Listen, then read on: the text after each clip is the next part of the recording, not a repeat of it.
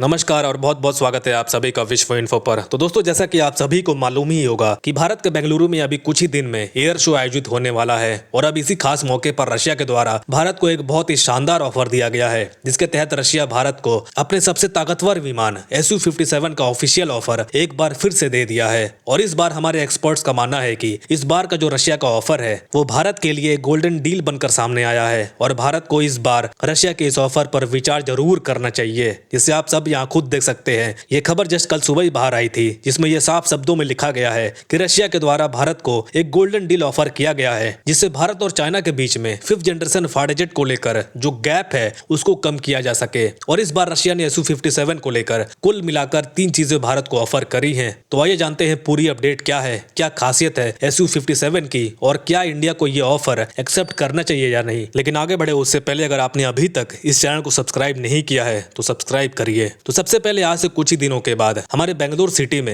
Arrow India show का आयोजित किया जा रहा है और इस एरो शो में दुनिया के तमाम फाइटर जेट बनाने वाली कंपनीज अपने फाइटर जेट को भेजेंगी और उसे उड़ाकर शोकेस करेंगी। और इसके पहले ही रशिया के द्वारा ऑलरेडी अपना 5th जनरेशन का एयरक्राफ्ट सुखोई 57E को भारत में भेज दिया गया है। और आपकी जानकारी के लिए बता दें कि रशिया ने जो ये एयरक्राफ्ट को भारत में भेजा है ये अपने आप में ही बहुत बड़ी बात है, क्योंकि अभी तक रशिया ने सिर्फ एक ही देश में इस फाइटर जेट को भेजा था और वो देश था चाइना। लेकिन अब भारत के इस एरो शो में रशिया ने अपने सुखोई 57 के लिए एक बहुत ही बेहतरीन ऑफर दे दिया है, जिसमें रशिया ने इस ऑफर में 3 चीजों का जिक्र किया है। सबसे पहले इन्होंने ये कहा है कि स्टार्टिंग में भारत की जो भी अर्जेंट रिक्वायरमेंट होगी वहां पर रशिया भारत को रेडीमेड एयरक्राफ्ट देने वाला है, यानी कि बना बनाया एयरक्राफ्ट मिलेगा, जिससे एक तो भारत को 5th जनरेशन फाइटर जेट की कुछ जरूरत भी पूरी हो जाएगी और ज्यादा समय भी नहीं लगेगा। इसके बाद रशिया ने यहाँ ये कहा है कि अगर भारत चाहता है कि इस फाइटर जेट की joint production make in India के तहत ही हो तो वो भी रशिया करने को तैयार है। और नंबर 3, इनका यहाँ ये कहना है कि अगर इंडिया चाहता है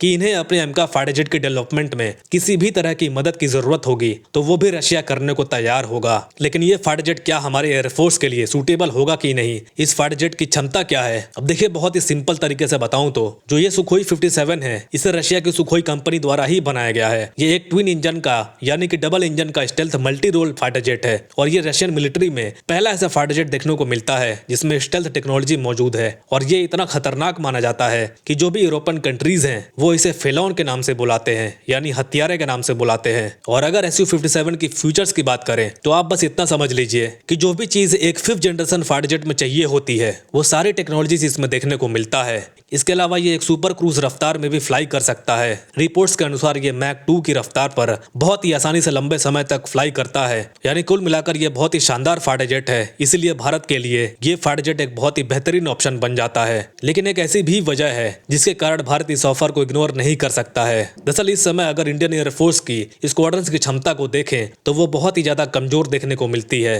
खासकर अगर हम चाइना के साथ कंपेयर करते हैं तो चाइना के पास रिपोर्ट्स ये बताती हैं कि 200 से ज्यादा J-20 एयरक्राफ्ट मौजूद हैं जो कि 5th जनरेशन के ही फाइटर जेट हैं। इसके अलावा चाइना एक ऐसा देश भी बन चुका है जिसके पास दूसरा 5th जनरेशन फाइटर जेट भी आ चुका है जिसका नाम J-35 है। लेकिन भारत के पास जो अभी सबसे बेहतरीन फाइटर जेट है वो भी 2025 में, वो है फ्रांस से लिया हुआ राफेल फाइटर जेट जो 4.5 जनरेशन का एयरक्राफ्ट है। इससे आपको पता लग ही गया होगा कि भारत के लिए Su-57 भी अभी के लिए एक बेस्ट ऑप्शन है और भारत को थोड़ी ही संख्या में सही इसे जरूर परचेज करना चाहिए। फिलहाल आप क्या सोचते हैं कमेंट्स में जरूर बताएं। Thank you very much for listening. मिलते हैं अगले वीडियो में।